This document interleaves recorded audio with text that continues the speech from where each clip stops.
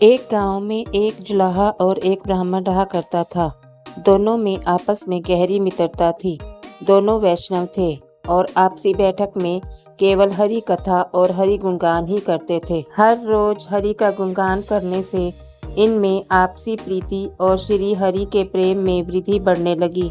इन दोनों को ही श्री जगन्नाथ जी में बड़ी निष्ठा थी। ये दोनों रोज ही श्री जगन्नाथ जी की कथाएं एक दूसरे को सुनाया करते थे। एक बार ब्राह्मण ने पुरी धाम में श्री जगन्नाथ जी के दर्शन करने की सोची। ब्राह्मण ने जुलाहे से कहा कि भैया, मैं तो पुरी धाम जगन्नाथ जी के दर्शन के लिए जा रहा हूँ। यदि तुम भी चलो तो यात्रा का आनंद बढ़ जाएगा।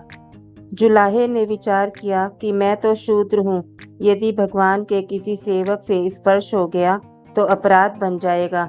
वैसे भी शूद्रों का मंदिर में प्रवेश वर्जित है। ऐसा विचार कर जुलाहे ने कहा कि भैया, मन तो मेरा भी बहुत है, लेकिन मैं आपके साथ नहीं जा पाऊंगा।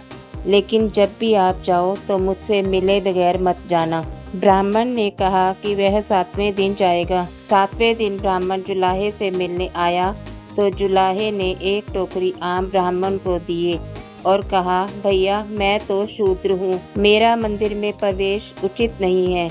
आम भी मेरे हैं, उनका भी मंदिर में प्रवेश उचित नहीं है। अतः तुम सिंह द्वार पर खड़े होकर कहना, ठाकुर, ये जुलाहा के आम हैं, खाना हो तो खाओ, नहीं तो फेंक दो। ब्राह्मण जुलाहे के आम लेकर पुरी धाम की ओर चल पड़ा। ब्राह्मण ने सिंह द्वार के पास जाकर एक आम उठाया और बोला, ठाकुर, ये जुलाहा के आम है, खाना हो तो खाओ, नहीं तो फेंक दो।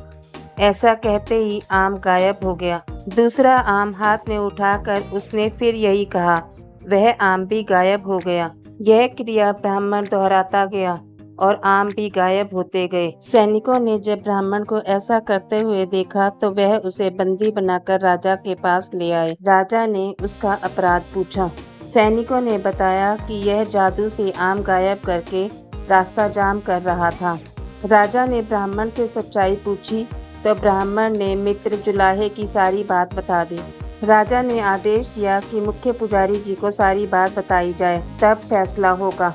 सेवकों ने पुजारी जी को सारी बात बताकर राज दरबार में उपस्थिति के लिए प्रार्थना की। पुजारी जी बोले, ठाकुर जी के कपाट खोल कर आता हूँ। पुजारी जी ने जैसे ही मंदिर के कपाट खोले तो वह यह देखकर एकदम आश्चर्यचकित हो गए।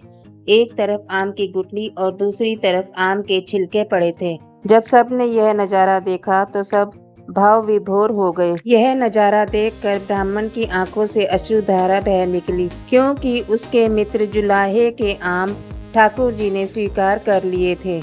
आपको हमारी ये कहानी कैसी लगी?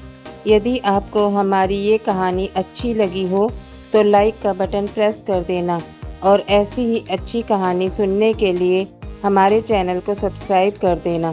आज के लिए बस इतना ही। मिलते हैं फिर किसी नई वीडियो में।